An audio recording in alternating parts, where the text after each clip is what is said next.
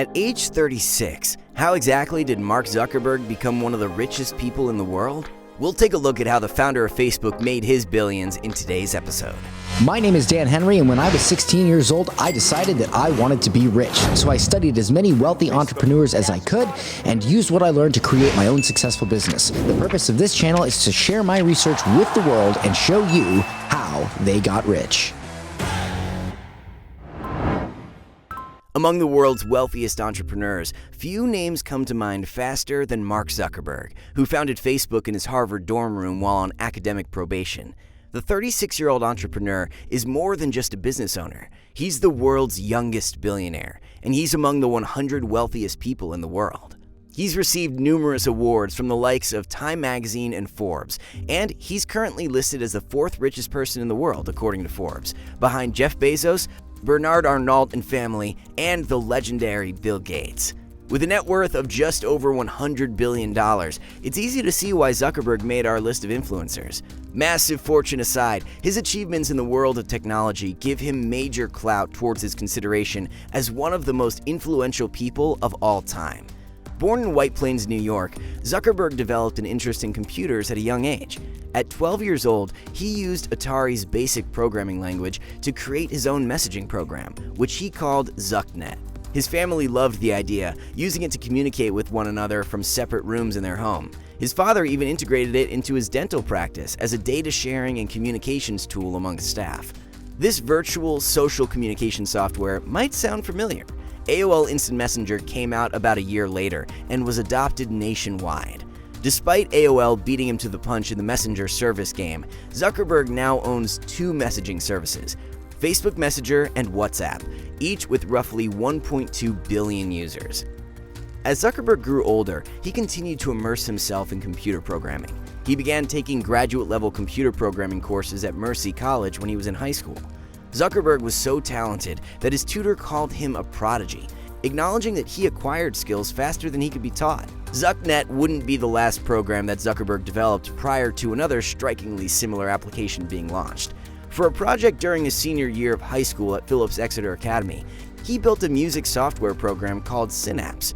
The program analyzed a listener's taste in music and recommended songs that could be of interest. Essentially, he built an early version of Pandora, which was founded in 2000 and launched to the public in 2005. You may be wondering why Synapse isn't the free, tailored-to-your-taste music software that we all talk about as defining the 2000s. At the time, AOL and Microsoft, among other tech giants, were interested in purchasing Synapse, but Zuckerberg declined. One offer he and his business partner received was for $950,000 and a job for 3 years. They wanted to go to college, so they turned it down. When he got to Harvard, Zuckerberg quickly became known for his skills as a software developer. Sometime between his freshman and sophomore year at Harvard, he created a program called FaceMash, which compared the faces of two female students on campus. From there, users would then vote for who they thought was the most attractive option. The program was hugely successful, but it eventually made its way in front of Harvard leadership. That's where Zuckerberg's efforts were rewarded not with acclaim, but with academic probation. Zuckerberg's billion-dollar idea had yet to be developed. But it was during this time of academic probation that the wheels began to turn. He began building a social networking platform with his best friend, Eduardo Saverin. They called it the Facebook, and it would allow students and alumni with a Harvard email address to connect and stay in touch with each other on a single platform. Here's where Zuckerberg got tangled up in some major controversy that would continue to follow him for many years. Fellow Harvard students Cameron Winklevoss, Tyler Winklevoss, and Divya Narendra asked Zuckerberg to help them build out a new idea for a social networking website called Harvard Connection, a very similar concept to Facebook. There had been much debate about whether or not Zuckerberg came up with his idea before or after he agreed to help his classmates build Harvard Connection. Zuckerberg bailed on helping with their project and instead launched Facebook to the Harvard community in February 2004. They very quickly expanded access to other higher education institutions. Users were required to have a university email address to join the site. Until June of 2004, Zuckerberg and Saverin, along with their friend Dustin Moskovitz, ran the popular website from their dorm rooms. That same year, Zuckerberg dropped out of Harvard to pursue running the Facebook full-time. He moved to Palo Alto, California with his team, and by December of 2004, Facebook had 1 million active users. Facebook was certainly growing in popularity, but Zuckerberg didn't begin amassing his fortune immediately. It didn't take long, though. Entrepreneur and venture capitalist Peter Thiel made a timely investment to the tune of $500,000 in mid-2004. About a year later, Facebook received another investment of $12.7 million from Accel Network, an interbank network of ATMs. With two major investments, a full bank account, and a proof of concept that had garnered the support of more than 1 million active users, Facebook was poised for further growth and expansion. By December of 2005, Facebook had upwards of 6 million users. In 2006, the social media platform became available to anyone, at least 13 years of age, with a valid email address. Advertising became a major source of the company's revenue because companies and ad agencies knew that they could reach a massive market of daily users who spent much of their time scrolling through their news feeds on their computers and laptops. When mobile technology made its way into the hands of consumers, Facebook's advertising partnerships grew even larger in size and scale. Despite Facebook's soaring success, Zuckerberg would still face more challenges. In 2006, the Harvard connection controversy from Zuckerberg's college days resurfaced.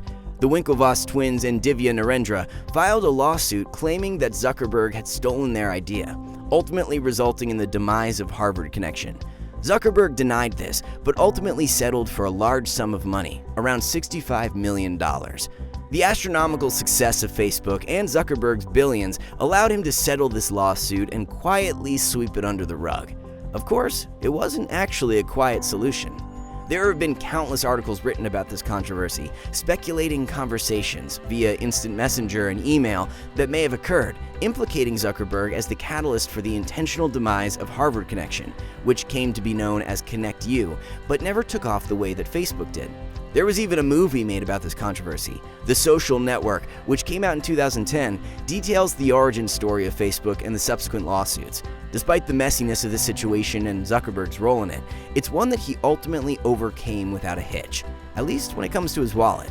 Not only is Facebook still a huge success to this day, but so are the companies that Facebook owns, including Messenger, WhatsApp, and Instagram. In May of 2012, Facebook had its IPO, which stands for Initial Public Offering. This basically means that the sale of its stocks became available to the general public. Facebook raised a whopping $16 billion valuation, making it the largest internet IPO in history. A year later, Facebook became a Fortune 500 company, with Zuckerberg being named the youngest CEO on the influential list. Billions aside, Zuckerberg's approach towards life can't be ignored when talking about his success. One of his favorite sayings is that there are two types of people in the world: optimists, who are usually successful, and pessimists, who are usually right. He sides with optimism, believing that anything is possible and pursuing his dreams relentlessly.